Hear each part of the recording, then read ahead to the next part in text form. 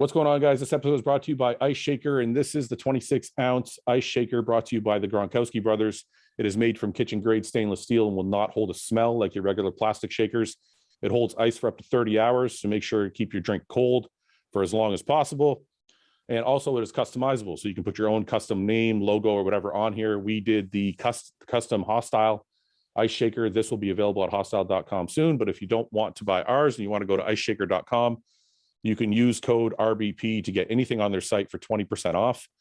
They offer all these different colors and styles. These are the shaker bottles, 36, 26, and 20 ounce. They also have this awesome cooler bag here.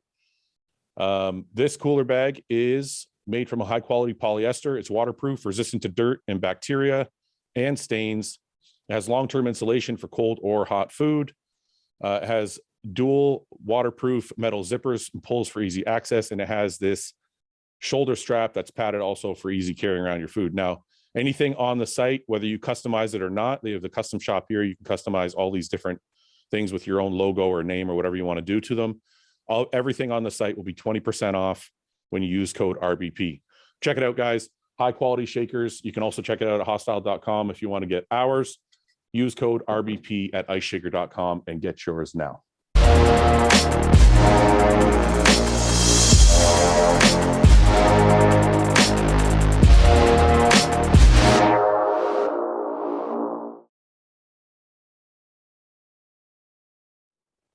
What's going on, boys? How are you? What's up?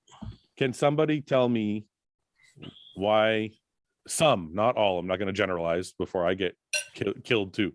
Why are some of the Brazilian fans absolutely crazy? Some, I mean, we've seen a lot. Well, it's kind of cool. I mean, it's just like, I'm guessing you're talking about this because in regards to, backstory is, I think Iain's kind of going back and forth with some Brazilian fans about that. Well, I'll give you the backstory because it was on the podcast. We were on that live podcast. Oh, I didn't know it started there. That's what. So we were on the live podcast, and somebody asked, "Can Patrick Moore beat Chris Bumstead?" Yeah. And Roman answered. He said no. So then the conversation carried on, and I got Iain on the podcast because he was in the live chat just stirring up shit. So I brought Iain on, I brought Ben on, and we were talking about Classic. And Iain said that Ramon was fifth, and there's no way he could ever beat Chris or Urs. Actually, we're talking about Urs because Urs was fourth. That German guy, you know what I'm talking about? Yeah. So he was fourth, and Ramon was fifth. So he said Urs is better than Ramon, and he thinks Urs is the next one to take Chris's place, whenever that may be, or he has the most potential, or something like that. I don't know, something along those lines. And then it just all went downhill from there. Well, didn't he say that the show that Ramon won, it was close between him and the guy that got second as well, right? Yeah, I think he said something like that. Which basically was just like shitting on the Brazilian's grandma. Basically, that's how they took it, right? They took it as like he was... If I told you that about any other competitor, you'd be like, yeah, okay. That's not like, nothing disrespectful was said. You know what I mean? Like, it's just talking about guys competing. Right. An opinion on where he thinks they should place. Like, yeah. It's a country pride thing, I mean, like, they don't have many, they don't have many competitors and probably in that category that are that high up. So they all, jump behind the one guy, and he's doing well. He's built a nice fan base. I mean, there might be a little after a little bit too much. They've done it in with UFC as well, right? The UFC fans in Brazil have got very hostile towards certain fighters that have said some like provocative things, and they probably did deserve a little bit of a backlash from it. But I know that like Chow and Colby Covington, yeah, but wait a second, death threats and things like that, right? But the stuff, Colby... No, I'm saying it wasn't. It's not just because he's their only classic competitor. They're very passionate about all of their celebrities and athletes, right? And I think that's awesome when I see that kind of passion from the fans, like, or even Conor McGregor's fans, like when the Irish fans come, I'm jealous. I'm like, how come none of the Canadian or American fans are like that adamant about their guys, right? But Chael Sonnen and Colby Covington said like racist shit. Like they were saying like really like, Chow was only saying it in regards to no, he said it was a third. He said it was a third world country with, and he was talking shit. Like, remember, he was like, they barely have internet here, blah blah blah. They were talking about, he was just talking all this bad shit.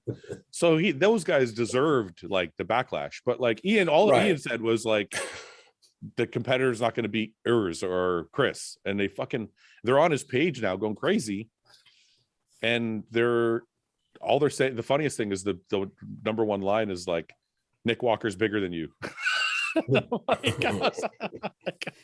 I'm like, how's that? I would like to come to those comments, and probably 50% of them were, Nick Walker is greater than Iain. That's all. and then like 8 dinosaurs, like diners. Yeah. Isn't it funny how they didn't use like their open class guy? Chef, his name. Raphael. They didn't use Raphael to kind of put up against Iain. They're like, shit. Who can we pick this actually? I'm like, why are you picking Nick? Nick's not fucking Brazilian. What does he have to do? Why? Like, what does that have to do with anything? I don't even get it. So let's stir the pot a little more. I need a couple thousand comments on my pictures. Ramon classic physique. Let's see. I just want to see, because I've looked at his physique. So this was my comment about his physique, because I remember when I did the breakdown of the Olympia, I said, and I've said this before, so people who have heard it a million times, I apologize, but I always think there's 2 types of classic competitors. There's guys that look like they could be bodybuilders, and they're more aesthetic. They're more classic because they were able to make the weight cap, but they could be bodybuilding if they pushed, you know what I mean? Like, they have more of a bodybuilding physique, but they are able to make the weight. But then you have other classic guys who I think who are more aesthetic and artistic in their presentation. Like, when I think of Terrence or I think of Chris, I think of a more artistic physique, not necessarily a bodybuilding physique. So that was my assessment of Ramon, as I felt like he was just he has an amazing physique, but it's not as classic as Terrence or Chris. So this is Ramon. Oh, is that his surname? Dino. Okay, I get the dinosaur reference now. Is that? Oh, I didn't know that was his last name. I thought it was like a nickname. That makes oh yeah, that's why they did the dinosaurs. Oh, okay. I thought it was just a nickname. So this is Ramon. I mean, he's got a crazy physique. He's very, very proportionate. I mean, very aesthetic. But do you guys get what I'm saying kind of when I think of a bodybuilding physique? I get what you're saying in regards to, like, if any out of those people out of the top 5, if one of them was to go to bodybuilding, well, besides, I mean, I think who got third? I can't think of his name. Breon. Yeah, I mean, Breon could do 212 tomorrow if he wanted to. This is besides him. I agree with you. I think Ramon's the most, if he wanted to grow into bodybuilding, he could. He has the best flow to do so. This is the top 5 here. So it's hard to like say what's what, but like Chris has got definitely a different physique than the other 3, except for maybe Terrence. And here's what you got to understand. And I know they're just fanboys, and they are obviously cheering for Ramon, but Iain is actually, he's correct in that looking at this lineup, the champion is currently Chris Bumstead. His physique is what the winning physique is, right? So who's going to beat him? Somebody that's probably similar to him. So this new guy that got 4th on the left there, I don't know, I guess I'm not there. Yes, the Miracle Bear or whatever, I was very, very impressed with. And the main thing is, like, he, like, standing next to Chris, like, he looks the most like Chris. And him being so young, he can still make these improvements each year, that if out of anybody, I could see him being the one that dethrones Chris eventually someday as well. And that's just going off of, you got to beat the winner, and they're usually going to compare you to the winner. And he is the most similar physique, I believe, to Chris. So I wish I could find a front double here of Ramon. I just want to do a proper, like, I try and get a proper look. There's a side chest. They're all tiny. I don't know why they're so small. He's got great arms. I was just going to ask you guys, do you think, this is going to sound really fucked up, but I almost feel like the bigger arms almost are what take away from his physique a little bit. Yeah, they dominate his physique a little bit. They definitely dominate. Like, when I look at this photo, right there. Like, when I look at this photo, right? If his arms were smaller, would he be more classic? Yeah. It's like he's got bodybuilder's arms on a classic frame. That's what I'm trying to say. It's like this looks like a bodybuilder, and then his quads aren't that small either. Like he's got good. His quads and arms are very good. Yeah. So it almost like that looks like a super heavyweight's arms. You know what I mean? Like, and then you look at Urs and you have like these small arms, but it almost looks like it's more classic. It's proportionate to the flow of the physique. Right. So it's like, it's weird. Like you always want to have, it's funny. There's a saying in bodybuilding that your arms can never be too big, but I feel like in classic, that same rule doesn't apply. Yeah. Right. So is that okay? So well, when you look at Chris's physique, there isn't a really standout body part in particular, right? You know, if you look at, say, Rami's quads are just insane. His legs are insane. But look at Roddy's arms, right? Roddy's arms dominate his physique quite a lot. I think the whole point is if you have a standout body part, it's going to highlight weaknesses elsewhere as well. Yeah. And I think that Ramon, like you said, his arms are so much ahead of where the rest of his physique is. Well, his symmetry and it's thrown off, right? It almost oh, they're there side by side. Do you see what I'm talking about? A little bit. Yeah. Like Ramon's thicker than him. He's got bigger arms, got bigger legs, but he's got a smaller torso. Whereas this is all very proportionate. Yeah, he's back. His lats look undersized because his arms are so big. You see what I'm saying? Like his chest and lats don't match the size of his arms and quads. Yeah, and if he did match, if his lats and chest did match it, he's not a classic bodybuilder. He'd be more bodybuilding. Yeah, he'd be more of a bodybuilder. Yeah. You're right. So it's I mean, it's very strange. And then if you look at Urs, I can see what it was actually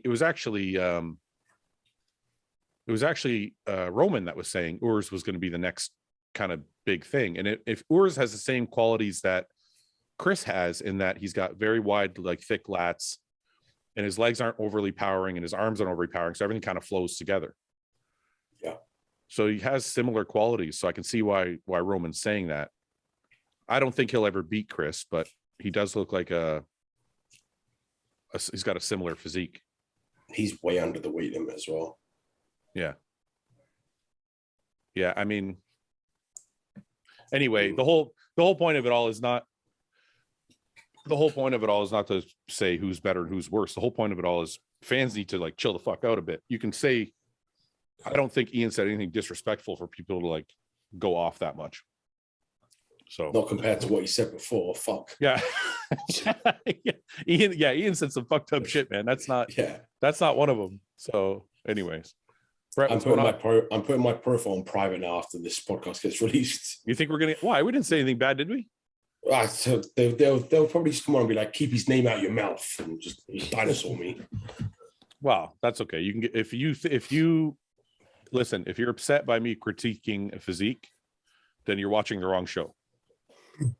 Because that's what we do. That's what we do to everybody. So there's a difference between being a fan of an individual only versus being a fan of the sport, right? Yeah. And I think they're going. Was that his first Olympia? I'm not sure. Yeah, I've never heard him before. I mean, that's the first time I heard him. So I mean, I want to say yes, but I believe so. I want to say yes, but I don't follow Classic closely enough to say. But yeah, you're right, Ben. If you're a fan of one guy, then everybody else is shit to you, and you're not really a fan of the sport. And if you're not a fan of the sport, then people critiquing physiques is probably odd to you, and you don't understand it. Yeah. Anyways, what's going on, Brett? How are you? What's up? I'm good. I'm excited. Ben is going to be not on a Zoom call tomorrow. He's going to be here tomorrow, flying to Denver. So we got a good 4 days ahead of us with training and getting some hostile stuff out there. And I'm looking forward to it. It's gonna be a big weekend ahead. You guys are filming some crazy videos for us or what? Oh yeah, training's going good. So I hope he's feeling juicy and ready to roll. What shirt are you wearing? Is that a butcher shirt? Yeah, this is another one of my shirts. Nice. Where did they get that? Do you have a website or no? Not yet. No, I haven't released these yet. This is kind of a dry run, so I'm gonna do these next, the 3/4 sleeves. But yeah, it's been fun. What was I going to say? Do you have any big announcements coming up? Well, officially, so I announced it yesterday on Dennis's podcast, but I don't know when that comes out. So maybe we'll beat it here. But we have, I've officially started prep this week. So prep has started, and we are 12 weeks out from the Arnold Sports Festival. You fucking announced that shit on Dennis's podcast and not mine? I thought we were friends. No. You got until Saturday. I think that releases Saturday. So I'm gonna release this. I'm gonna release this today. Once we're done, I'm gonna fucking put it out. That's it.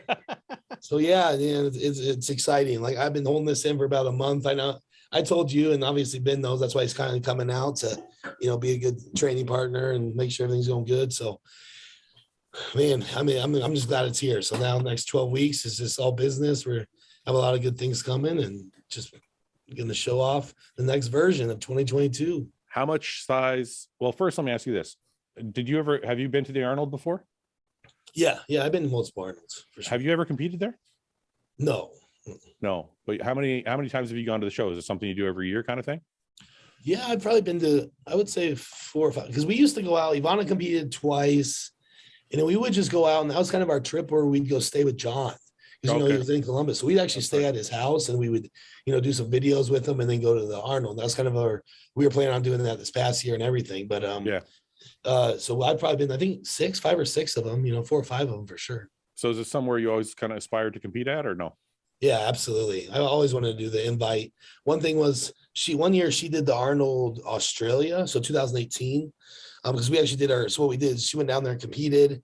And I really enjoyed it. Cause like the Arnold, just like, they took care of it, the athletes, and we all flew down there together, so it was like just all these athletes, the strongmen who were on there. And like, you kind of like with that trip, with the whole Australian trip, is you kind of stick together, so it's not like you're all rivals. It's more like, we're a bunch of Americans going over to Australia. We don't know what to expect. So we're going to kind of like, hang out and roll through this together. So that was a really, really fun experience.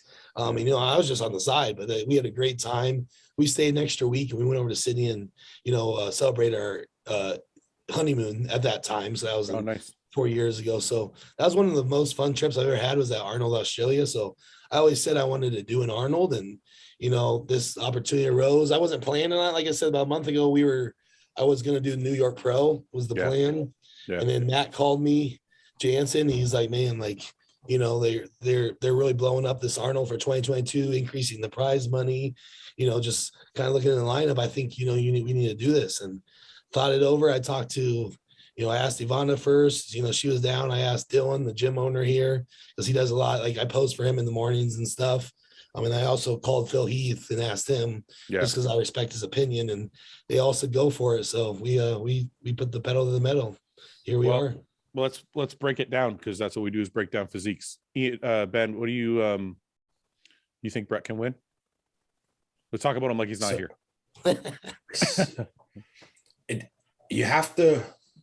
There's 2 things with it, right? Because a lot of times you're judging a physique based on what you lost. So we're gonna get a Ben answer now. Here we go.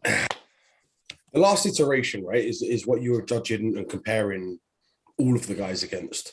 But then you also have to account for the trajectory that athlete is on, right? Mm-hmm. So if it's someone like Rudy, no disrespect, but Rudy's doing this, Brett's going like this, right? So to compare them, and that it's going to be interesting, because hell, his last showing at Chicago, I think, impressed everybody. Mm-hmm. And I know his rate of progression. And from the people I know that are not doing it, which would have been some threats in there, so obviously like Nick, Iain, Hunter, etc. Those guys I know are definitely not doing it. I can't think of many guys where I don't see him being compared to them and pushing them. So, okay. So who do we know? How's that for an answer? No, well, it's kind of along the lines of what I was thinking as well. But who do we know that is doing the show? Let's start there. Because let's do this. Who do we know that's not doing the show? We know Hunter's not doing the show. We know Rami's not going to do the show. We know Hadi was. I heard talk about Hadi. He was probably not going to get a visa. Yeah. I heard talk about Brandon. Brandon's a possibility, and then Bonak's a possibility. Okay. So to me, out of all the people I know that are doing the show, You have Brandon Bonac. I'm not sure what Sergio's doing. Akeem, Kuklo. I mean, there are some threats. There are some threats. I don't think. I swear. I'm not sure if I'm allowed to. As far as I'm aware, Sergio is not doing this Arnold. Okay. Because I've spoken to him about something going on that weekend about hanging out. I don't think he's doing it unless he's changed his mind. Yeah. But around 2 or 3 weeks ago, he said he's not doing the Arnold. So let's assume Akeem, Kuklo, Bonac, Brandon. Because I have a feeling, I talked to somebody who's like, Brandon's probably not going to do the show, but I'm like, they've increased the prize money to $200,000 for first. And if, Hottie and Rami aren't going to be there, it would be silly for Brandon to ignore it. I would be surprised if Brandon does it, because I think he wants that Olympia back so badly, and I think he wants all eggs in one basket. But he can still get the Olympia back. It's 9 months away, right? He can still do the show, take a break. But he does give a lot. He sacrifices a lot in terms of being away from his family for preps, and when he goes to Kuwait for the Olympia, that's his. So for the rest of the time, he likes to. That's just what I'm know of him. Okay, so obviously I'm rooting for Brett to win, but let's put all friendships. Say Brandon is doing it. Let's put everything aside. I'm just going to speak to Brandon and pretend Brandon's listening to this podcast, even though he's probably not. He should do the fucking Arnolds because he's not getting any younger. And it's like, why not take the $200,000? Let's say this: if Brandon does the Arnolds, would he be the favorite? I think so. Right? I would assume so, right? If Rami's not doing it, then Brandon's the favorite, right? That's right. That's what I would assume, right? So if I'm Brandon, I'm like, I don't know how old Brandon is, but he's got to be late 30s, if not 40. So I'm like, do the show, get the money, take a break, and then he still has a long time to do the Olympia. But at the same time, I'm like, it could be risky because what if somebody beats him? Then his momentum comes down going into the Olympia. Like, what if Brett has put on 10 pounds of muscle since Chicago and he comes in with the same conditioning? Then what? We're like, because if Brett comes in and beats Brandon, then Brandon has his momentum is way down come Olympia time, right? I mean, if you talk about momentum, Brett has probably the most momentum out of everybody. No, I know, but I'm saying circuit right now. I'm saying if I'm in Brandon's head, right? Like, if we're trying to think of Brandon's thinking of it.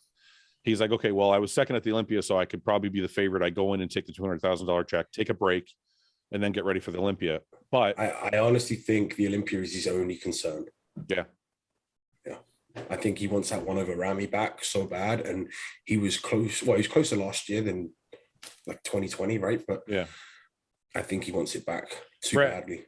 Brett, how much size do you think you put on since Chicago, if you had to guess? I know you don't know for sure, but so I think, on Chicago, stage weight that day was 242. Yeah. I'm pretty sure I'm gonna be around 250.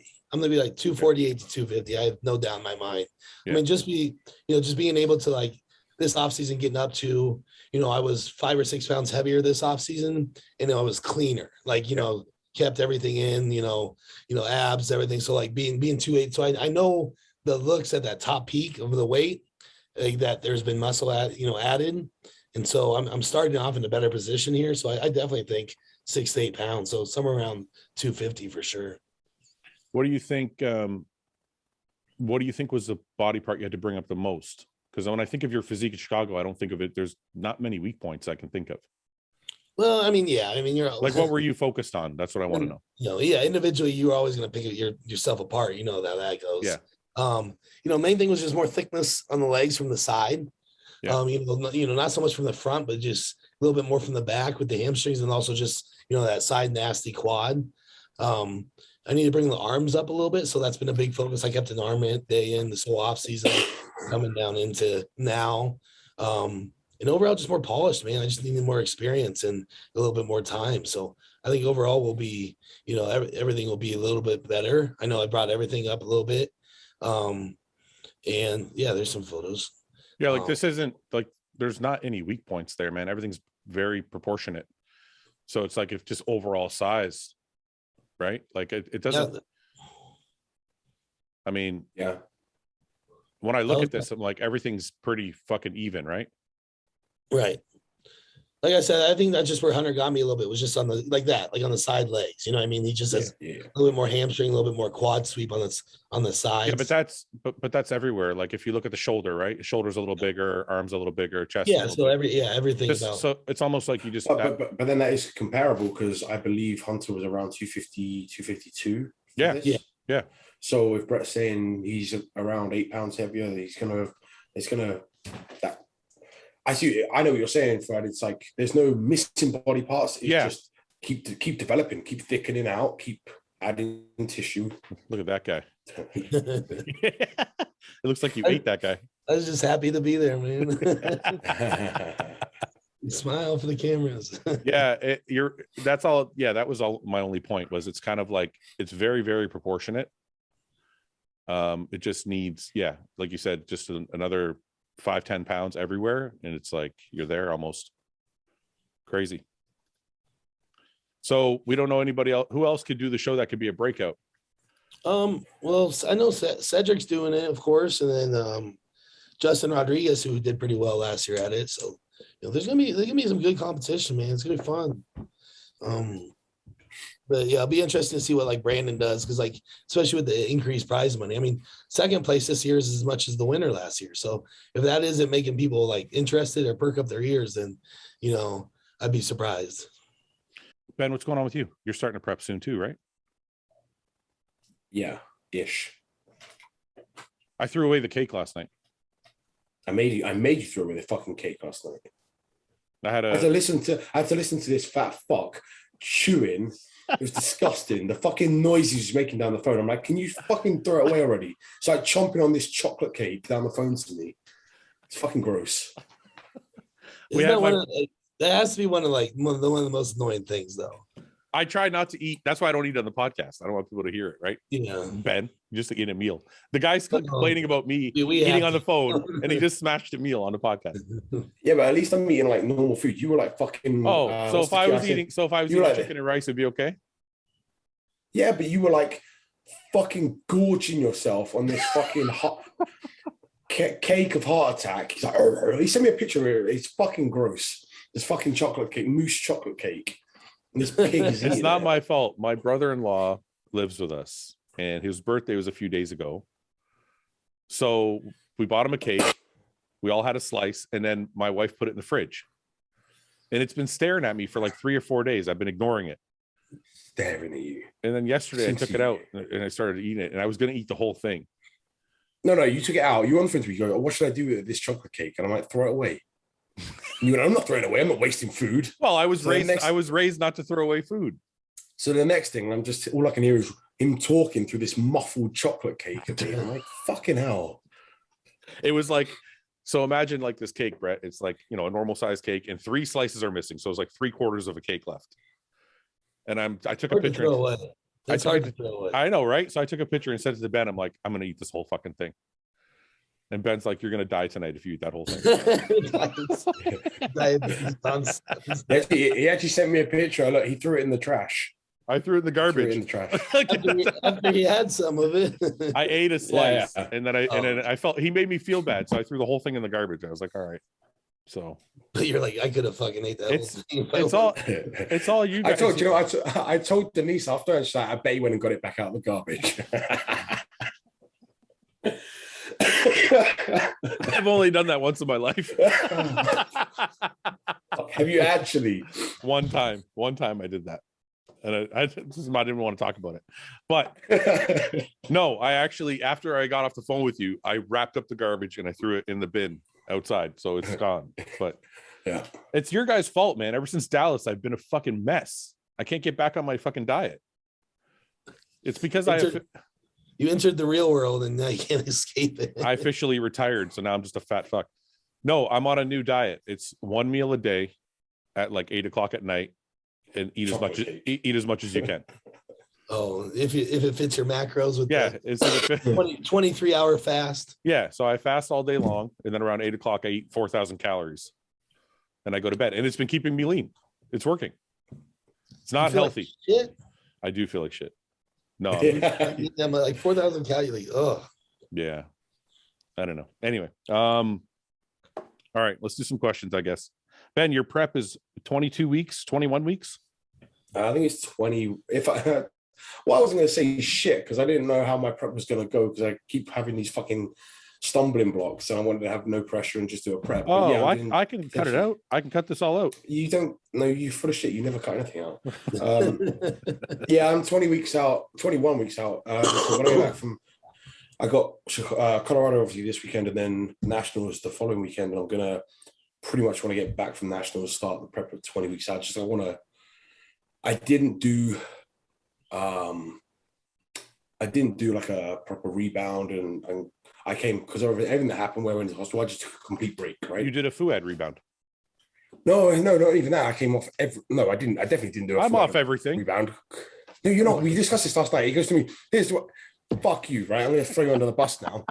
So last night he's talking to me and he's going, oh yeah, I'm off everything. And I'm like, everything? And he went, oh, I can't lie to you. So I'm taking this and this and this. I'm like, fucking hell.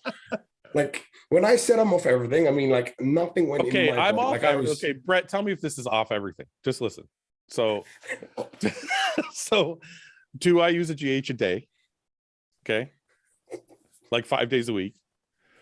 And I've done 2 shots of test since I got back from Dallas. That's like a month.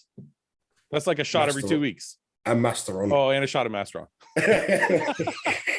So, for the fuck's sake, just throw that in there. It's just because, I just I'm pretty crazy this morning. Throw some Masteron in there. I had some leftovers. I'm like, oh, fuck it. No. Like the cake. You can't let the cake stay there and throw it away. You got to finish it off. Just finish that off real quick. I was taught to never throw away steroids. No. No. Listen, this is what my plan was because I was trying to obviously I can't go off everything completely because I have 0 tests. Like I'm not going to have my natural test is not going to come back. So I have to stay on like 1 shot a week at least.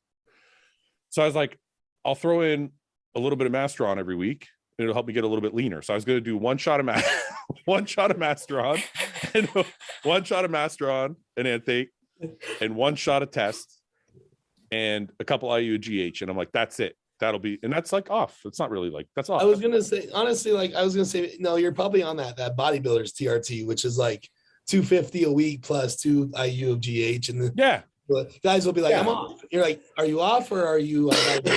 No, I'm not. Listen, I'm not like that. If I say I'm off, I was fucking with Ben because I knew he was gonna fucking call me out on it. If I say I'm off, I'm actually all the way off. I'm not. I was just fucking around. No, I'm not all the way off. I can never go all the way off. I'll always be on 1 shot a week for sure. Yeah, and I'll probably always take a couple IU GH just so I can just for the fuck of it. So yeah. So okay. So all right. Well, back to your point is when I finished my show. Actually, the week before my show, I came off everything, right? Because I was in the hospital, and then I spent the next 12 weeks. I stayed off everything. I trained here. I trained basically when I was with the guys. Other than that, I didn't really train too much. And then Denise and I had the vacation in Colorado. So I spent the last 6 to 8 weeks just kind of getting back into the groove a little. And it's like only this last week now that my weight is starting to consolidate and I look like I kind of used to again. I think my strength is now kind of peaking again. The fullness I got back, everything's kind of blowing back up. So I didn't really, whereas last year, I came out of the prep and I just rolled straight into like a perfect off season, like treated it like I was 100% on, like nothing changed. So yeah, you were struggling when I was there and you were training legs. You looked like you're having a tough time. And now you're fucking squatting 9 fucking plates with a pause. And everybody who's watching, this is a pause. So when we say pause, the weight has to actually stop. Like, see how he's dead stopped there? That's a pause. It's not traveling. It's not like going really, really, really slow. It's actually like all the way down and then dead stop. It's like complete control of the weight. But you know what's funny? You know what's funny about this? Yeah, guy. Yeah. But you know what's funny about this is like I'll watch this video back and I'm like, oh, those pauses were quick because in my head, that pause fucking feels like you're sitting there for 10 minutes. I was like, I'm counting like 5 seconds at the bottom every rep, right? And I look at it, I'm like, oh, I was quick on those shit. Like, the 4-plate incline I posted. That's a pause. I said it's a pause. That's what I thought when I was doing that. I'm like, oh, this is a long pause. And then I watch it back and it's like half a second. I'm like, fuck, man. Every time. So this is actually, before I go away from that, is this your most recent photo? Or is this last year? No, that's recent. So 287 fasted here. It's not a mess. Yeah. This is a mess. It's funny when you say that because this is a mess like in bodybuilding standards. But like most people who are watching, it's like it's still a split in the leg, abs are still showing, like, This is also the day after. This is prime, like pre-contest or pre-prep right here. This is what you would look like. Yeah.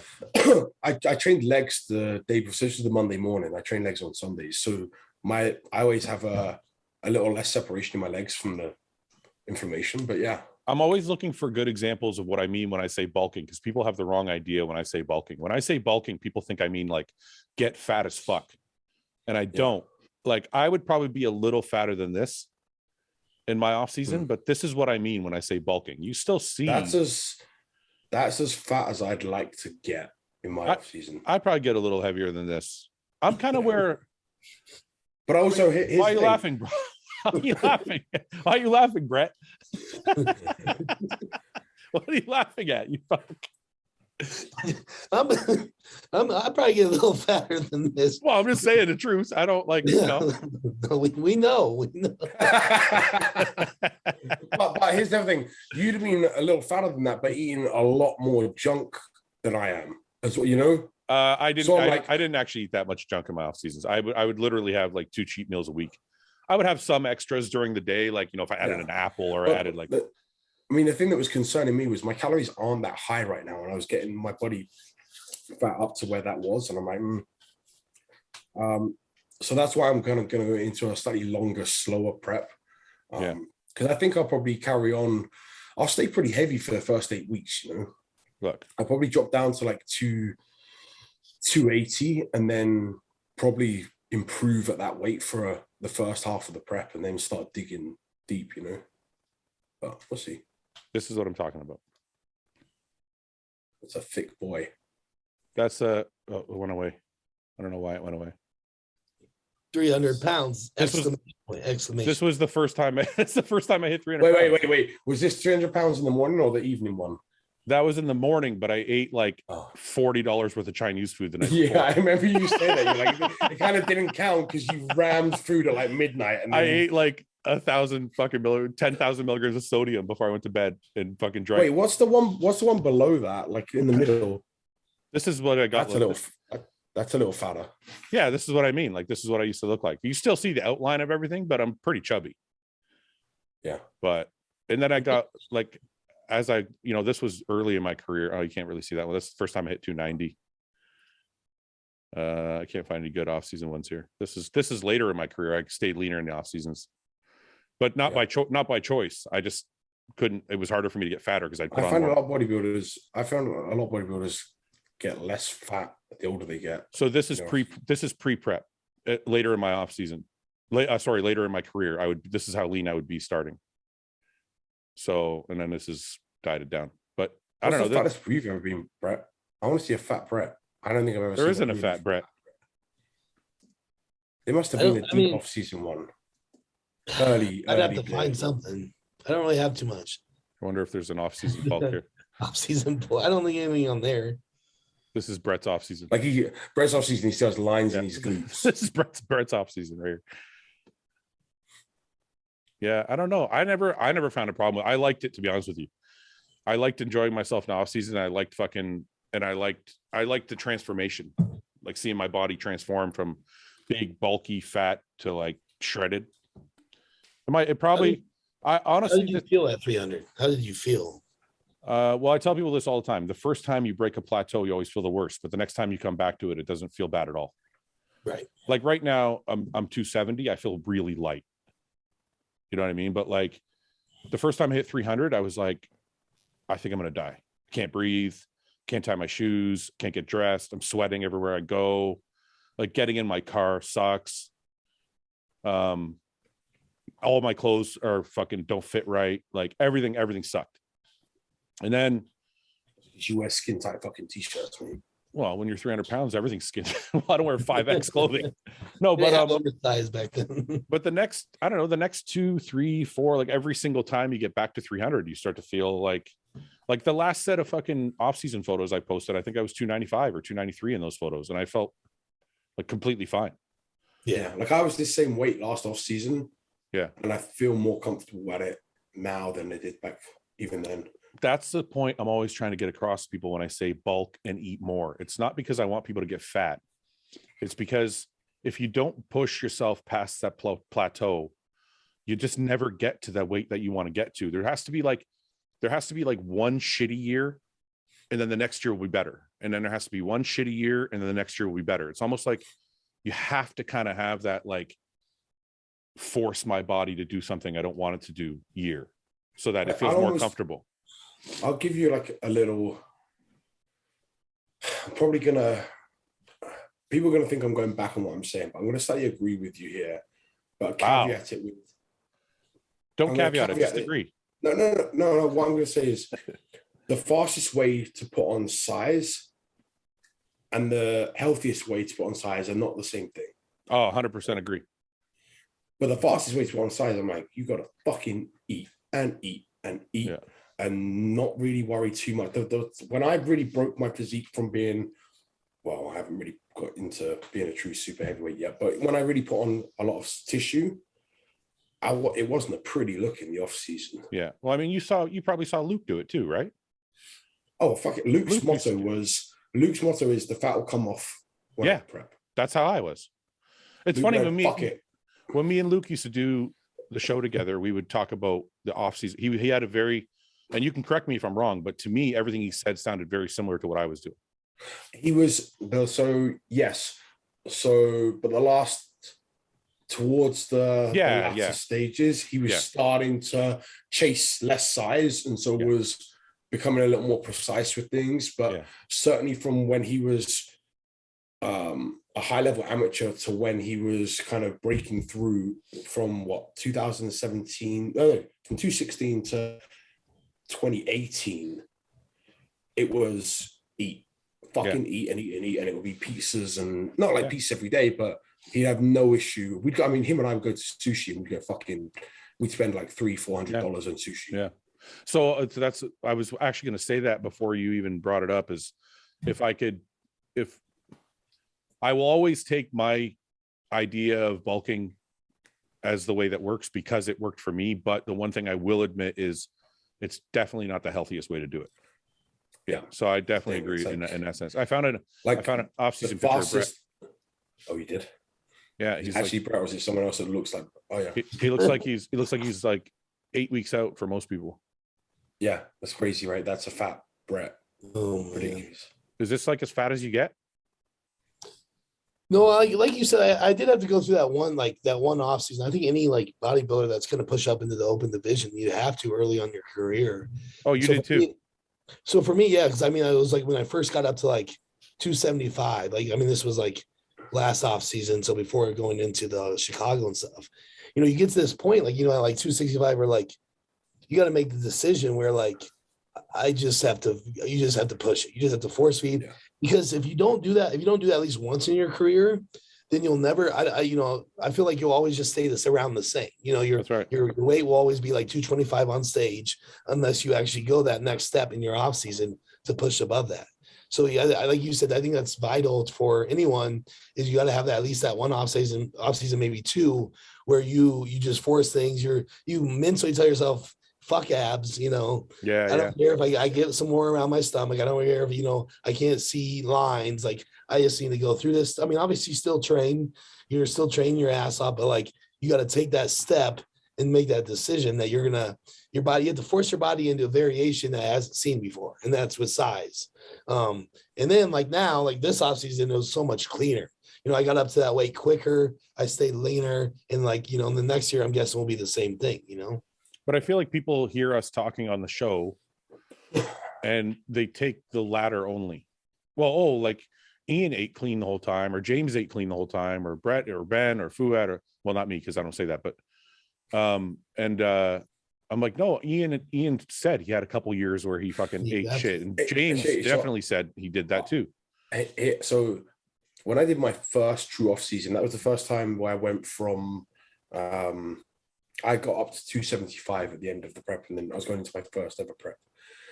At the end of the off season, the last 16 weeks, I remember having to eat my last meal over the back porch because it was like falling out. I was having to push food in my mouth, right? Yeah. And I was doing a bacon sandwich and a tub of Ben and Jerry's every night, and drinking a protein shake, and then going to bed. And then going to bed. And then I was having to wake up at 5 a.m. to get a shake in and then go back to bed for 2 hours because the food volume, I was up at like 6,500, 7,000 calories. It was like 5,000 calories of clean food plus a 1,500 calorie cheat. Who wrote you that diet? Who wrote you that diet? So it was actually, well, it wasn't John Meadows, but I was under Mountain Dog. Oh, okay. So you formulated that plan yourself? Oh, no, it was one of his coaches. Okay. Worked. I'm friends with him. I just don't know whether I want to throw him under the bus. No, it's okay. It's fine. Shit, no. Actually, it's not throwing him under the bus because I got big as hell, and then he got me peeled for the show. It was Matt Berzacott. You know Matt? Yeah. And I remember I was just pounding food, but it broke me through that. Yeah. That physique. I mean, look, would I do that now? And here's the thing: with my frame, I would be 300 pounds right now.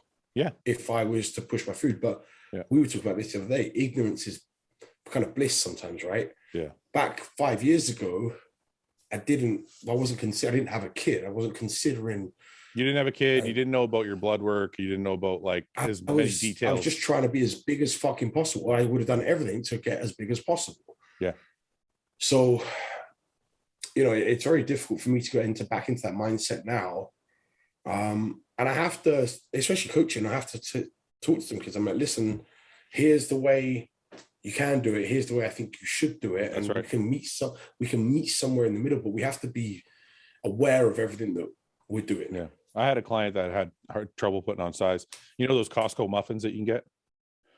Costco, like chocolate muffins, they're like 700 calories per muffin. Yeah. I had my client eating one muffin with every meal. But with every meal. It fucking worked. It fucking worked. No, this guy could eat anything. Honestly, I had him on like a 5,000 or 6,000 calorie diet, clean food. It was not working. It was one of these guys. I don't know, Ben, you have a million clients, and Brett, you've trained a bunch of people. I don't know if you guys have seen these people that you can feed them a fuckload of food and just nothing. Every week he would just send me his weight. Weight hasn't changed. Weight hasn't changed. I'm like, you must not be eating the food, man. There's no way you're eating all the food I've given you in your plan and you're not gaining any weight. This is not possible. He's like, dude, I promise you, I'm eating every single thing in the fuck. I'm like, we got to go dirty. So I started with like a couple muffins, like morning, night, then nothing. I'm like, you know what? By the end of the fucking plan, I'm like, you're doing a muffin every meal. And he was doing it and he started putting on weight. So I'm like, it worked. It's just sometimes you need something shitty. Like, I don't know. It's just some people, this kid, and he stayed fucking lean and he was eating everything. And I'm like, some people just. But that's the thing, right? And that's what I'm saying. Like, on the one hand, if you turn off health and go, okay, well, that worked. And visually, he stayed lean and great. But I'm like, there's a part of my brain now that goes, but what was that doing? No, I know. And that's the battle. And I've talked to Patrick, and I've had conversations like this before where, and he has it more than I do, where he has the client and the client is like, look, I want to be the next Brett fucking Wilkin. Like, let me go. And he's like, I can't. There's a moral part of me that's like, dude, I can't push things as much as the client wants me to. Yeah. Because they're in that Fouad 23-year-old, like, I don't care about my health. And all, fucking just let me go. Yeah, but so I wonder, as a coach, I mean, I don't, you know what I mean? As a coach, it's like, where do I cross the line? Like, where's the line? And do I let them cross the line of their own accord? Do I hold them back because I know, I wonder if the flip side of that argument, though, which is if I have a client and I say to them, because I've actually said this to clients, I'm like, you need to tell me how aggressive you want to be. Like, you need to understand this is where health is, and this is where pro bodybuilding is. This is where it's extreme. This is where it's not. You need to tell me where you want to be, what you're willing to do. I'm not going to tell you. So it goes along the lines with the blood work thing we were talking about with the IFBB. It's like, it's the person's own responsibility. I can tell them, hey, if I add a muffin to every meal, probably not going to be great for your health, but you are going to put on weight. Yeah. And then is it up to the athlete and not the coach? Because maybe as a coach, are you holding that athlete back by being concerned for him? Right. Well, I know Patrick has sent clients away and said, look, I'm not going to be that coach that will take you there. You should work with somebody that is willing to do that with you. Yeah. You know, Brett, that's hard to do. Yeah. Brett, what do you think? Is it the athletes? Is it the coach's responsibility to watch out for the because this is the thing. When something goes wrong with an athlete, people blame the coach. Right. So they're like, so is it the coach's responsibility to look out for the athlete? Or is it more kind of what I think, which is it's the coach's responsibility to give all of the scenarios and let the athlete choose? I go more the route of all the scenarios and let them choose. You know, I'm not gonna push anything that they're not uncomfortable or they're uncomfortable with. Yeah. More so, and part of it's like the process leading up to that too. You know, like feeling out their dedication. You know, seeing how much they actually are. You know, checking health markers. You know, if I've been working with you for a year and you know you haven't missed a meal, you're all into this. You know, you've done everything exactly like I've said, and then you're the one that's asking, pushing, and doing the things on the sides with health. Then we might take that next step and talk about this is what needs to be done to take it to the next level as well. But it's always going to be, hey, I always say this is your final choice. I suggest this, but again, these are your decisions that you got to make yourself. That's a good point. I didn't mention. I think kind of me and Ben glossed over, which is if somebody does say, hey, I want to be really aggressive, it's almost like you got to make sure they're doing everything else right first. Oh, yeah. Like, is that because some people will say they are, right? But you can see, kind of tell they're not. Oh, I'm eating all my meals. I train my ass off. And then you're like, okay, well, you know what? Send me some videos of what your training looks like. And I get these guys now that like, with my progress, this last year, 2 years, people are wanting me for coaching, but they're just wanting me to I sense it right away. Hey, hey, let's do this. I'm ready. What drugs we need to, and then whenever it's like the first thing you mention is drugs, then I'm out. You know what I mean? I'm like, yeah, I'm too busy. This isn't going to work. Because I know you're not in this for the real reasons. Like, to get where I am today, it took 6 years behind the scenes that no one even knew about. You know what I mean? You guys didn't know me, but I was putting in the work for the last 6 years leading up to this. Yeah. I don't know. Still seeing shit on that. It's funny, right? Because Brett will say, oh, like the guy says, oh, what are you doing right now? I want to do what you're doing, but they're not willing. Like, go and look at what Brett's doing right now in the fucking gym. Okay. So, okay, you want to eat like him and take the stack he does, but are you willing to train? Are you going to get under a 12, 13 plate hack squat and go until someone has to pick you out of it every fucking, not one time, every fucking week for 2, 3, 4, 5, 6 years in a row? Me and Paul used to say that, because people would come train with us. Like, somebody would be like, hey man, can I train with you guys? They're like, you could tell it was somebody who's like trying to match up.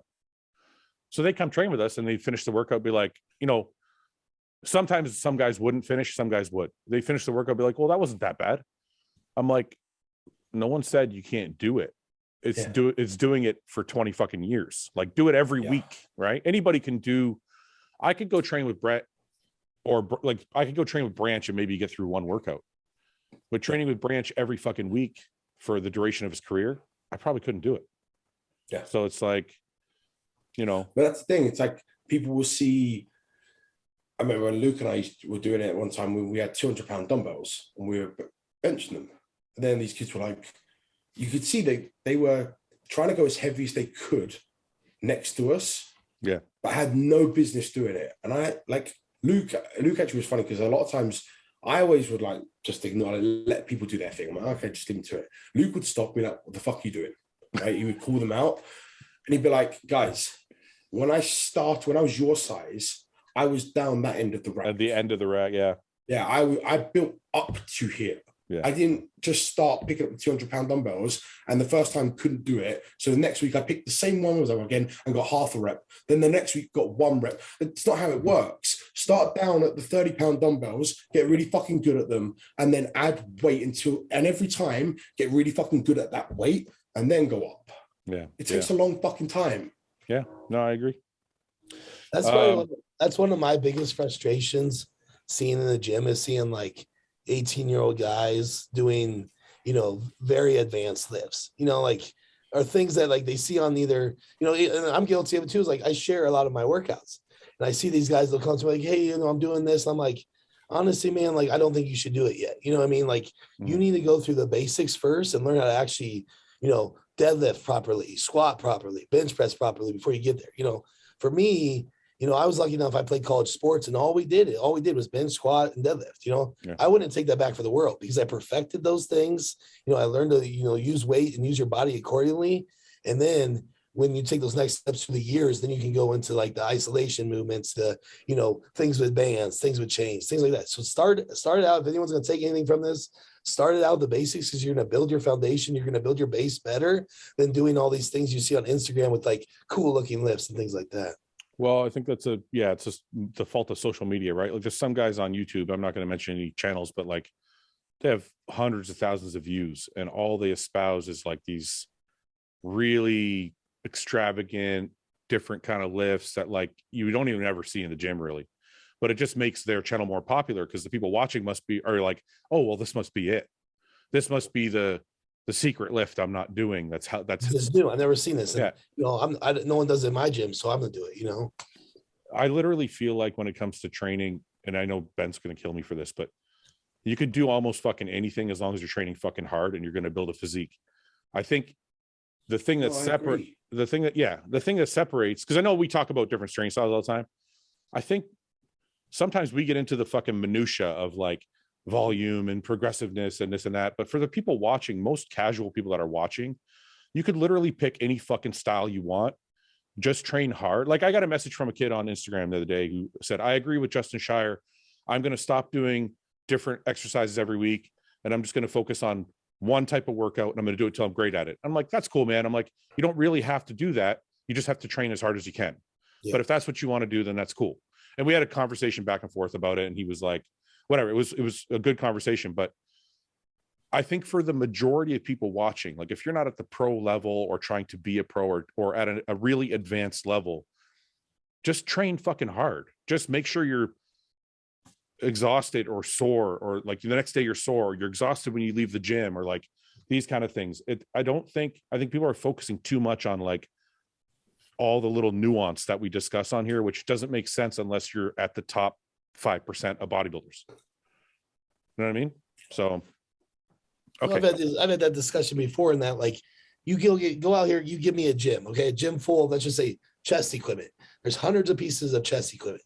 Okay, so I'll give you that gym. You can use any piece of equipment you want for, but if you pick 3 of them, just pick 3 of them for me, all right? Yeah. I guarantee I can make more progress using those 3 pieces of equipment than you can with the entire gym, because that it doesn't come down to the equipment. It comes down to the intensity involved and the training aspect involved.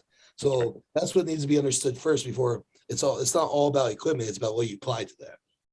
Yeah. Can I explain why, and in terms of what Justin was saying, where he was saying stick to one exercise and progress in it? Can I explain? Like, it's, again, you're right. I don't think that's wrong. No. Yeah. And I don't think it's wrong to change between, I will chop and change exercise sometimes. I'm like, that doesn't feel good today. I'm going to just, but I can know, okay, well, I'm going to take the intensity application and apply it to a different movement and apply the same amount of trauma to the muscle that I would do if I'd have done the same movement, right? Yeah. But here's the thing on progressive overload and everything else, right? It's underpinned by maximizing mechanical tension, right? Which, to make things simple, it's the load you're putting that you're pressing or that you're lifting, whatever. Yeah. So here's the whole point of why we tend to stick to a certain lift for a period of time, because I can increase the load and the mechanical tension I'm able to put it and maximize it right up to a point. But once that becomes maximal and then I can't progress much past that, then I look to change the stimulus somehow, right? Sure. So the reason that's why a lot of us will go, okay, well, I'm going to hack squat for a period of time until I stop seeing progress in it and it stalls.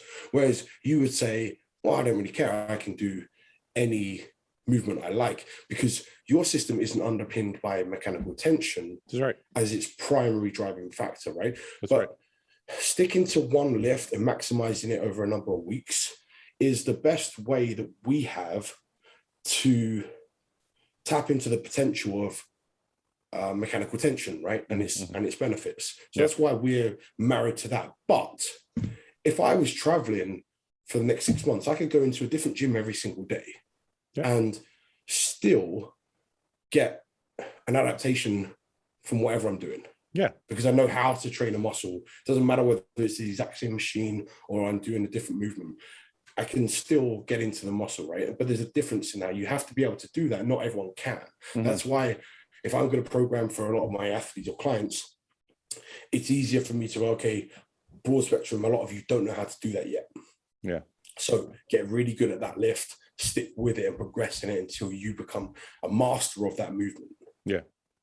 Okay? Well, it's when people are young and they're chopping and changing and they're never really learning. So I'll say this. I've kind of blended those two things, believe it or not, because, and this is part of the discussion I had with that person in my DMs. What I ended up saying to him was, look, I actually do what Justin's saying, but usually just for one exercise, right? Like I have one staple in every workout. Like it might be incline bench. It might be a squat.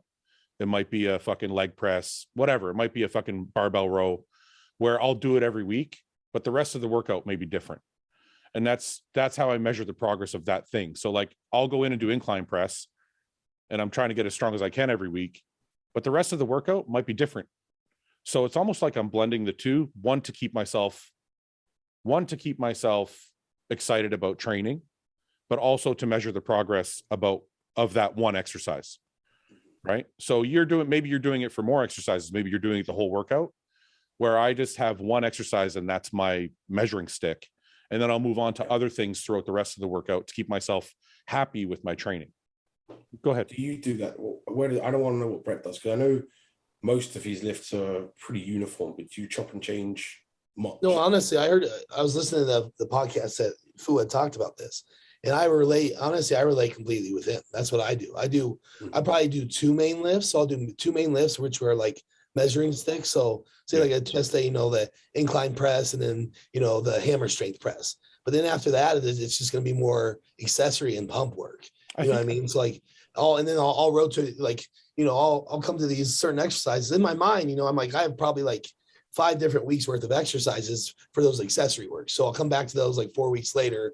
I'll keep those staples in, but then I'll do a lot more pump work. I'll do a lot more, time and attention variations, job sets, things with those other exercises. And part of it's, and I've had this conversation, like, I'm not so completely sold on progressive overload. I know it works and stuff, but for what we do and for the longevity and how long we're like, I'm not going to go into the gym and do the same 5 exercises for the next 20 years. You know what I mean?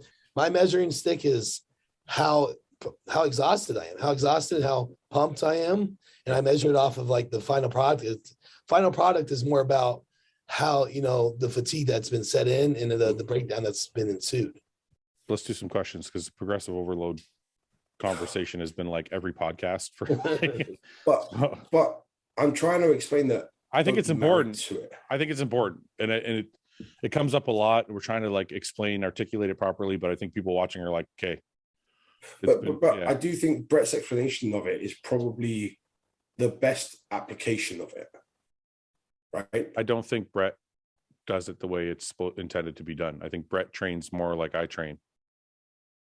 Yeah, but what I'm saying is his application of it is probably the best over a long period of time for the majority of bodybuilders, is what I'm saying. Meaning what? What's the application you mean? In a nutshell, what's the application you're talking about?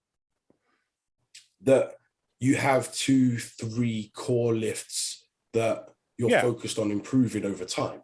Yeah, but I think... Right?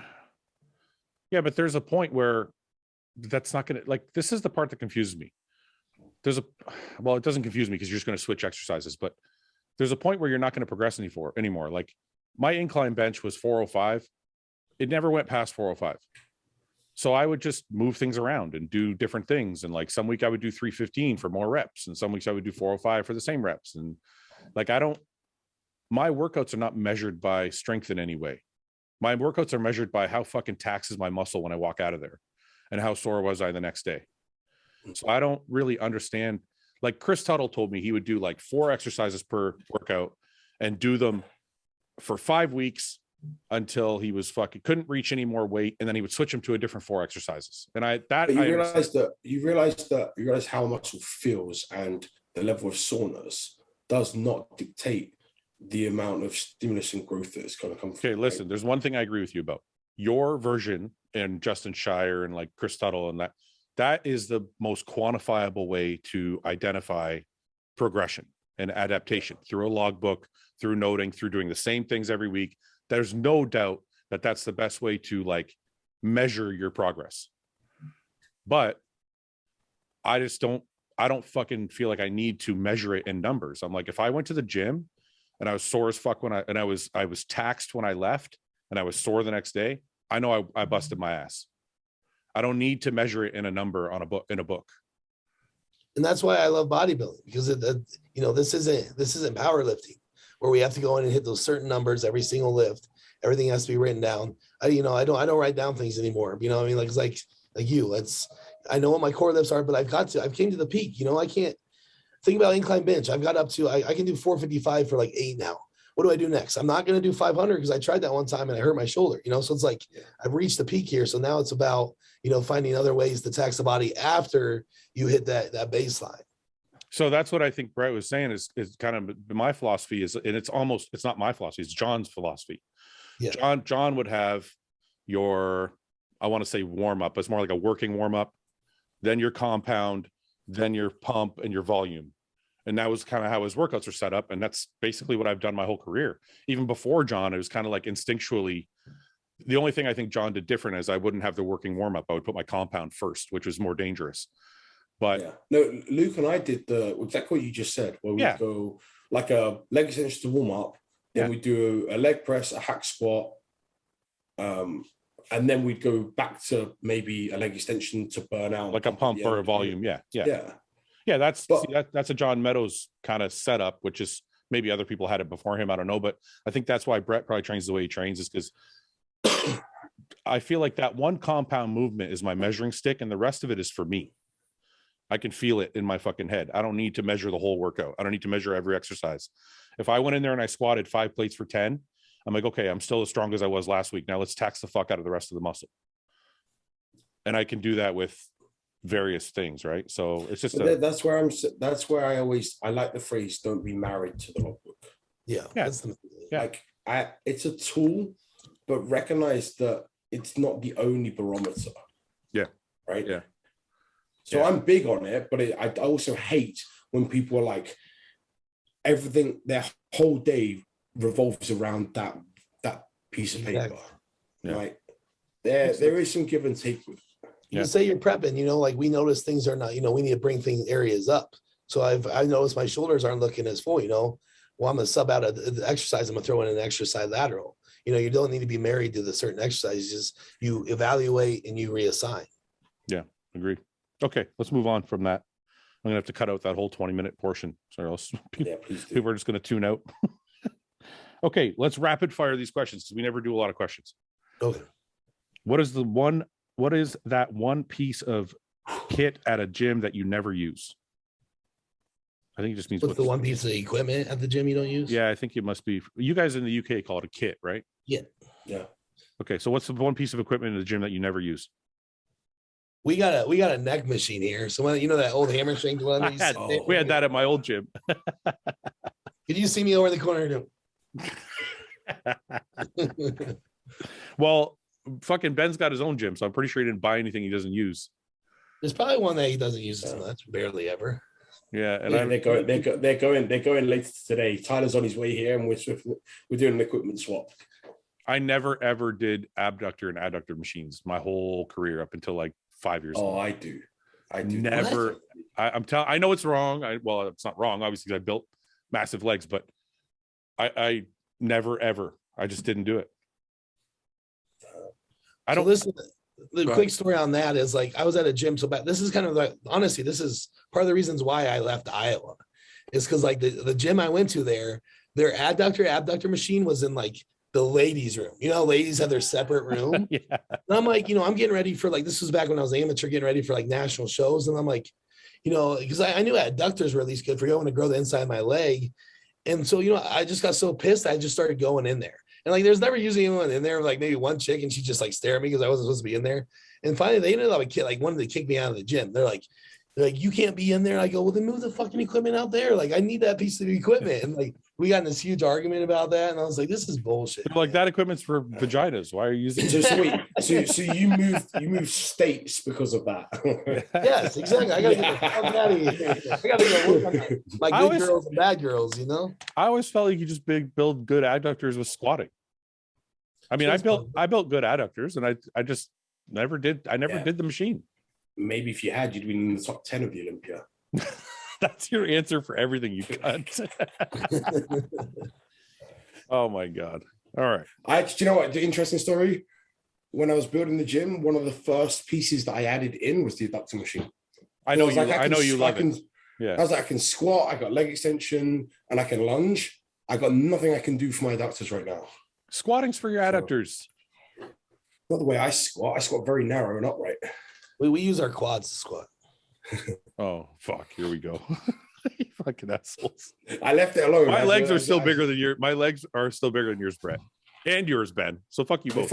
They're full of McDonald's. If I eat McDonald's, my legs. No, not my legs now. My legs at my prime. I was gonna say my legs now are full of McDonald's. Yes.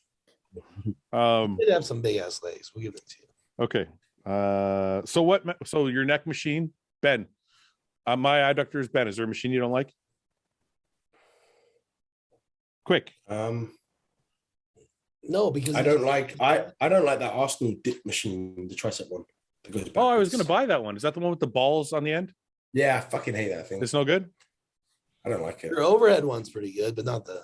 Yeah. I don't like the dip machine I have. I think I want to get a different one, but I can't find one that I. Dip machines are hard because you have to fucking strap yourself down in them. I don't like the one I have because the seat is bent forward. Yeah. And I feel like I get too much chest when I do that. You're so wedged into it. Yeah, so I'm always trying to sit kind of like I move my ass forward. I'm trying to sit back so I get more tricep. You do the Meadows one on the pull-up machine instead. No, I always thought that was weird. Yeah, I never did that one. On the assisted dip, yeah, I never did that. But I mean, John did it, so it must work. Maybe I'll try it. Probably gonna eat my words. Okay. Favorite lift, any exercises that pops out in your mind, like a set or moment that you'll never forget? My favorite exercise is leg press. I love the leg press. Yeah. Anybody? Brett? I mean, obviously mine in the past has always been hack squat just because I was strong at it. And we've had some memorable moments where moving some big weights and on film and stuff, or presses. I love presses. It's always been a staple for me. So we've had some good memories with that. Ben, squatting? Maybe squat like there's one set I did that I remember. It's the first time I got under 7 plates, and I did it for I think 4 or 5, but Luke was behind me, and I remember that one. Like vividly remember that one. Mine are always the other one was Luke and I squatted 5 plates aside, and I think I went first and got 19, and then he went after and got 20. And as he was doing it, his nose just burst, blood all over the floor. It's always better to go second. It's always better because you could always eke out that one extra rep. Oh, I was fucked. And then he did 20, and I'm like, fuck, I could have done one more. You should have went second. Yeah, that's right. Yeah. If you could only do 3 exercises for arms for the rest of your life, what would they be? Skull crushers, press downs, dips. For triceps. What about biceps? I was saying for triceps. Oh, you mean any of those? You don't do skull crushers or press downs? I don't do skull. Okay, I do press down. Skull crushers are probably the best exercise for triceps for putting on mass. Yeah, I can't do it. My elbows wreck. You do. I got that Paramount tricep extension machine. Fucking awesome because I got fucked up elbows too. Yeah. So I always have to do it like on a cable or on a machine, because whenever I do it with like an easy curl bar, my fucking elbows just. I'm good. I like doing it on a cable. You know what I found works? Elbow's fucking battered. You know what I found works also, because my elbows are so bad? If you do them on an incline bench and kind of sit up on the incline bench and hang your head off the bench. Yeah, I know I've done this. I feel like it's easier on my elbows for some reason. Or even if I do them on a decline bench, I kind of can still do it. But for some reason, on a flat bench at that straight up angle, it fucks up my elbows more. No, I've got one of those upright bench. You know, there's like your shoulder press bench. Utility bench, yeah. Yeah, and I'll lean over the back of that. Yeah, that works too, yeah. Back on it. Yeah, that works too. And then for biceps, incline dumbbell curls, I don't think you can beat those where you're chest up rolling through. Yeah, a preacher curl for sure is my favorite. Probably.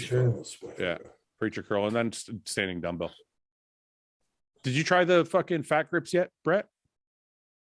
The fat grips? Yeah, was that you I was talking to? You said you're going to try fat grips, and you said no, they don't work. Oh, you wanted me to? No, I haven't yet. I use those CAS handles a lot for biceps with the. So that's the same. It's the same thing, yeah. I like those. It fully loads the biceps. That's been one of my favorites lately. Yeah, but that's the thing. Imagine that on everything.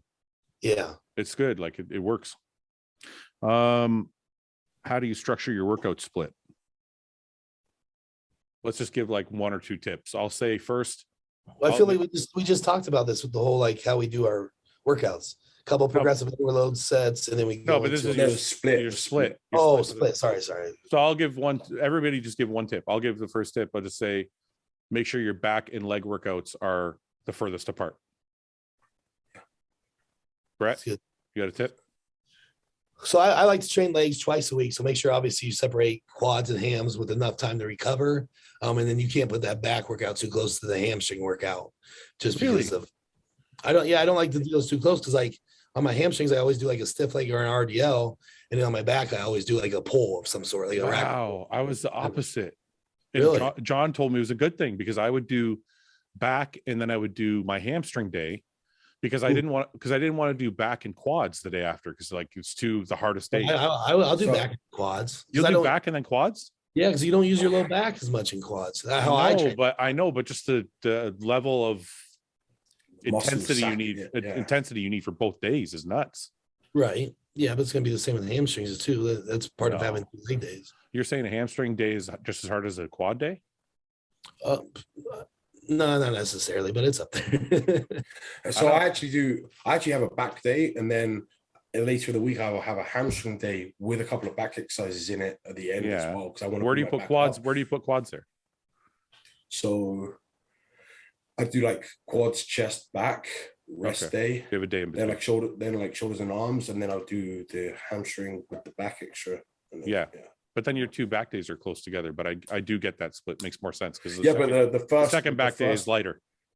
So the back day itself, there's no pull. Yeah. On. Oh, okay.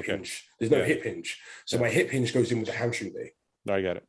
Yeah. Also put your rest day the day before a body part you're really trying to bring up, or legs in general. Just something so you get a little bit more rest going into that day you're focused on. The one bit I would say, train a muscle as frequently as your recovery allows. Yeah. Okay. When will you all do a 10K challenge? When Brett's not dieting anymore? How do you structure your split? Just as that, what is the most strangest thing a fan ever did trying to meet you? Called for my shoe size. Really? He called me to get my shoe size. Yeah. Did you give it to him? No. I had a little bit of a stalker for a little while. It was like this weird dude. He came to a couple of my shows. He filmed me. He found out my room number somehow, called my hotel room. He's like, yeah, we're giving away free shoes, and I need to get your shoe size so we can bring a pair of shoes up for you. And I'm like, fuck you, dude. So that's probably the weirdest thing that's ever happened to me with a fan. There's a guy at FIBO, and Luke and I were on the Redcon booth, and he was just standing there filming us. Yeah, for like that's what they do. But like for an extended, it wasn't like, oh, just like this one's cool, that one's cool, look who it is. He was like standing there with his phone, and he was like this, and there was a crowd, like people in front of him, and he was just like, move it, and then someone walks in front of him, he was like, move again, like this. I'm like, the fuck are you doing? Yeah. Anything yet, Brett? I've obviously had some weird interactions and DMs and stuff, but just the basic stuff. But One that always sticks out to me was this is a Ghana one. So obviously chicks probably get even weirder. Oh ones. yeah. But this one was like 4 or 5 years. This was, a while ago, 3-4 years ago. And this guy wanted to pay Ivana $10,000 to, and this was the request. He wanted her to be in her posing outfit in her heels, and he wanted her to stand and put her heel into a rodent of some kind. He just said a rodent of some kind. He wanted her to kill this rodent with her heels and video it. What the fuck? So like that was the request. Kill a rodent of some kind with your heels while wearing your posing suit. You think that's a fetish? Like, you think I got off on that, or just want to see if is he gonna time his cum shot with the moment with the death goes through the death of the what? So I immediately went to PetSmart and started checking out what they had. How big a threat can Flex be in the open? A huge threat. Well, I think Flex beat Hottie, and so that means, can Flex beat Brandon or Rami? I mean, fucking maybe. Don't say Hattie's name. We're gonna fucking get killed. Why? Oh, because well, do you not remember when Flex beat Hattie? Flex then got death threats for beating him. I already said, if you can't handle fucking the critique of your favorite bodybuilder, don't watch the show. That's how it goes. And to further the point, people who keep messaging about fucking racism and sexism and all this other shit on the show, that's the show, man. We say dumb shit. We say we're not racist. No. That's the fucking show. Deal with it. We are all insensitive and we have fun, and we're all very loving people. We're not racist and we're not sexist, but we do say insensitive shit. So just get over it. Don't message me anymore about it. Don't message Iain about it, because he shares those messages with me. He's not any more level-headed than the rest of us. We're all the same. 21, man. 2021. Okay. Anyways, just really quick, we don't spend a lot of time on this, but can Flex beat Brandon or Rami? I think it's got to be something we got to see up there, like something like we never knew if Hottie could until you stand next to each other, and it's like, oh shit, he could, and then it'd be interesting to see Flex with a few more pounds too, but it can't be too much. I'm thinking like 10 to 12 more pounds at 225 range, because I think we all want to see it and then see how it compares next to like that a 300 pound. Apparently that black and white picture with Neil Hill in the background, that famous one. Yeah. He's 220. He's 226. That's crazy. Yeah, I've always wanted to see Flex unleashed, because throughout his whole career he's always told me, like, I can't really train in the off season. I got to take it easy. I got to stay the same size. He doesn't eat much either. I know. I just always wanted to see him like let the dog off the chain, fucking see how crazy he would look. Okay. What is your favorite flavor of Monster Ultra plus go-to Starbucks orders? Is that just like what's Monster Ultra? Is Monster just a regular Monster? I don't drink energy drinks. I drink the white can, the sugar-free Monster. That's my favorite. That's an Ultra, I think. Yeah. I think the Ultra is the sugar-free, right? Is that? I don't know. I don't know I don't even know what Ultra is. I don't drink them. You don't drink them either? I drink them on long drive. I can't drink. Well, you guys call it pop. I can't drink anything fizzy. Why? I can't. I just hate it. I don't like it. You're weird. You don't like soda beer or Coke or Pepsi. Anything with carbonation. You don't like carbonation. No. Huh. Sans gas. Did you used to take that no explode? No gas. Experience with this? Oh yeah, then they used to fizz up. I hate those fucking things. Yeah, but you did hate those. Yeah, it's like sherbet, like in your nose. What's your go-to Starbucks order? Mine's an Americano 3 Splenda. Mine's going back to the. What's yours? Sorry, go Ben. Iced caramel macchiato with almond milk and sugar. That's a dessert. That's not even a coffee. That's a dessert. It's fucking good. It's fucking good. Brett, what's yours? Well, now that I'm on prep, it's going back to I just get the nitro brew. I still haven't tried that yet. Best recovery trick that you have used. Ice bath. Anybody? Definitely the cold hot tub. So going back and forth. Oh, I'd love to have that. I wish I had that. It worked. It sucks at the time, but it definitely works. It shocks your body. I would love to be able to have the money to buy. I have a hot tub. I wish I could afford to buy an ice tub and then build them like an area by themselves together. You can't afford to buy an ice tub. you just won't spend the fucking money on it. Oh, I gotta buy cars. Exactly. You were fucking buying cars when you're here in Dallas, and I'm like, you can afford a fucking ice bath. Priority. No, they're expensive, man. They're like 10 grand. So how much is the car you're buying? The bank pays for it, man. I just swap cars. The bank pays for it. Really? Just keeps transferring it. Have you guys ever used a power belt? I don't know what a power belt is. Doing like the thicker one. I guess I've never used a powerlifting belt. I tried putting one on one time and I couldn't get down to reach the bar. Yeah, I couldn't actually get down to the deadlift far from it. Yeah. What would you do if fear was not a factor and you could not fail? I'm doing it already. I did it already. Brett's doing it already. So is Ben. Right? You live life. Huh? You live life to the fullest. Yeah, I'm not sure like anyone on the podcast is held back by fear. Well, because I mean, I had friends growing up who were like, man, are you sure you're going to do the bodybuilding thing? You might not make any money. And, you know, you should probably just keep, because I had a good job at a point. And he's like, you should probably just keep that job, blah, blah, blah. And I'm like, fuck it. I'm going for it. That's what I mean. The demographic they're asking are people who have kind of taken a risk and made it. So I'm not sure you're asking the right person. Yeah. We did. Yeah. I think if you took a chance on I think anybody, I mean, being a pro bodybuilder is like having your own business. So I think anybody who starts their own business and goes their own way is obviously not held up by fear. If you could have one meal for the rest of your life, what would it be? Lasagna. Pasta. Used to be pasta. Yeah, lasagna. I could eat pasta. I could eat pasta forever. Like I'd never ever get sick of it. Yeah. Oh man. Sorry, now I'm thinking if I want something enjoyable the rest of my life, or you're like thinking like a bodybuilder. You're like steak. Oh yeah, no. I'm doing lasagna. I'm going lasagna. And that's it. I really like the steak and mac and cheese combo. Mac and Just cheese. gotta stick with that. That was like my off-season staple. Yeah. I got real fat on I Wait, so hang on. You're telling me, so when I said to you earlier, oh yeah, but you kept it pretty clean, and you're now you're saying you ate mac and cheese as a staple in your off-season. That's, to me, that's pretty clean. Oh, so wait, that to me is a cheat meal.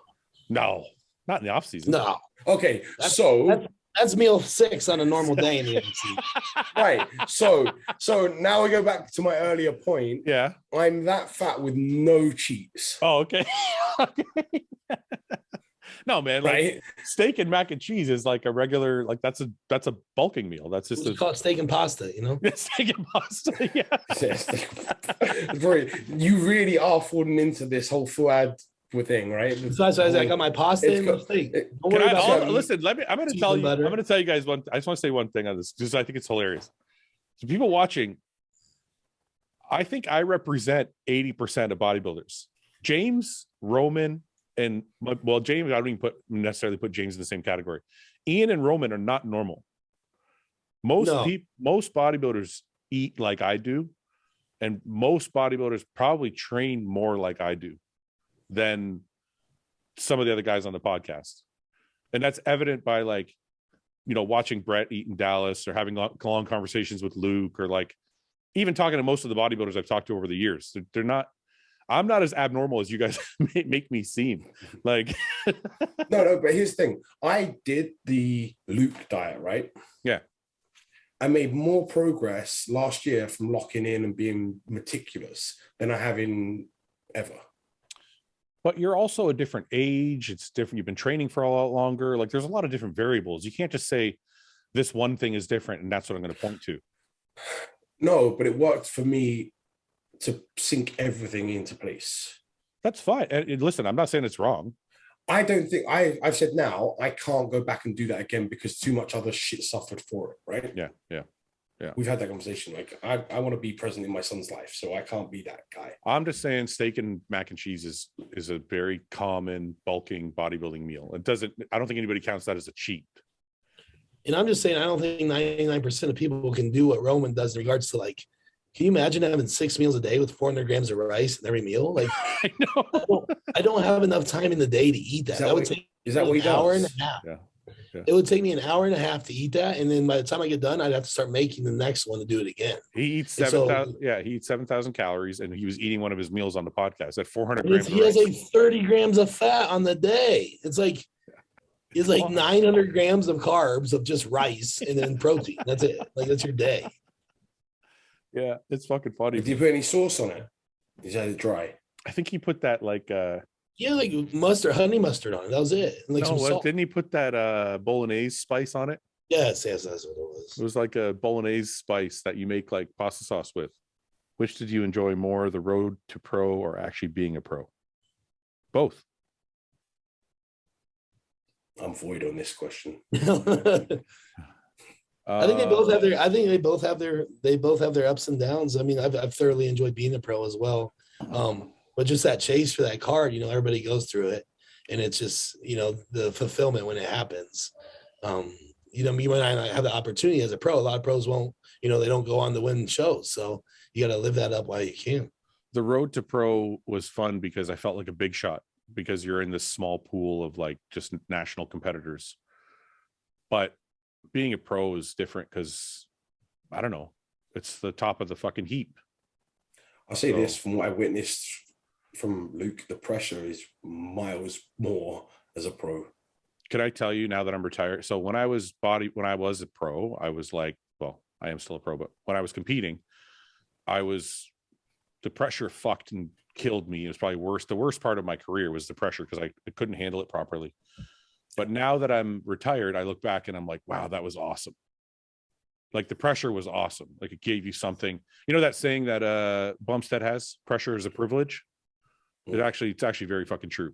Like it's I think that pressure is what makes the sport a sport, or the lifestyle even more exciting, because there's so much on the line for every show, right? Like, Brett's doing the Arnolds. It's not like there's, I don't want to say there's so much on the line. Like if he doesn't do well, his career's over. Are you saying you're going to cut his contract if he doesn't win? Is that what you're saying? Well, partially, yeah. Like, no, but like, it's not just contracts, not just financially, but there's so much on the line just for your own career, your own bragging rights, your own stock, right? Like if Brett goes into Arnold and places top 3 or even wins, he's like, people are like, this guy's arrived, right? It's a totally different thing.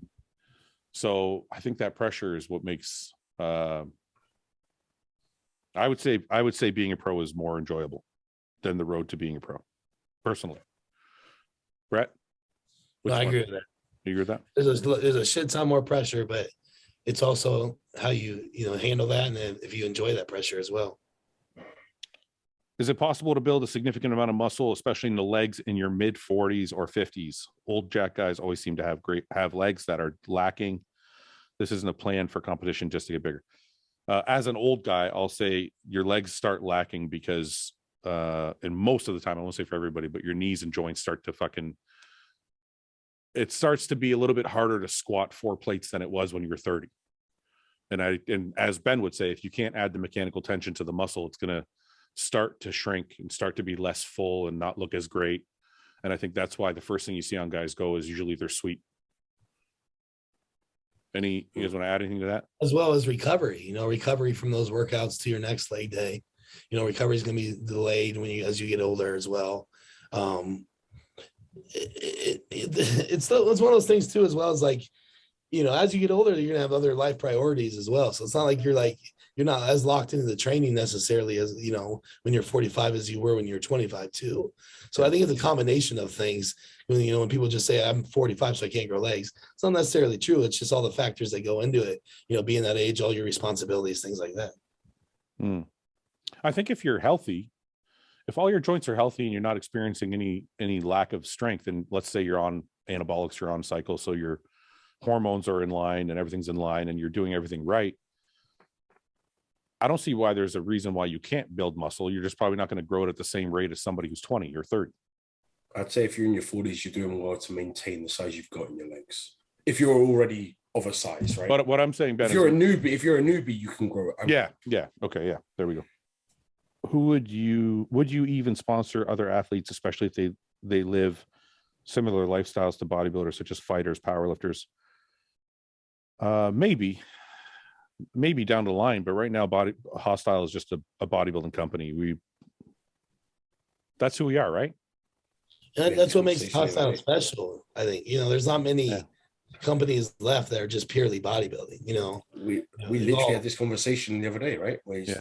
I don't want to like pigeonhole the company and say I'll never sponsor a fighter. I mean, I like UFC. It'd be cool to sponsor a fighter. I like strongman. It'd be cool to sponsor like an awesome strongman or something. But like maybe down the line, once we're bigger, we might decide to branch out. But right now, I'm really focused on bodybuilding. I want bodybuilding to be our main focus for a long, long time. So I think that's the tough part for. Well, I don't want to. Let's not get into that. It's okay. Say it. Say it. You've already pissed off the Brazilians. Say it. No, I think the mistake companies make is they're not true to who they are. I think companies start and they think of how do I get money and how do I get sales? They don't think of who am I?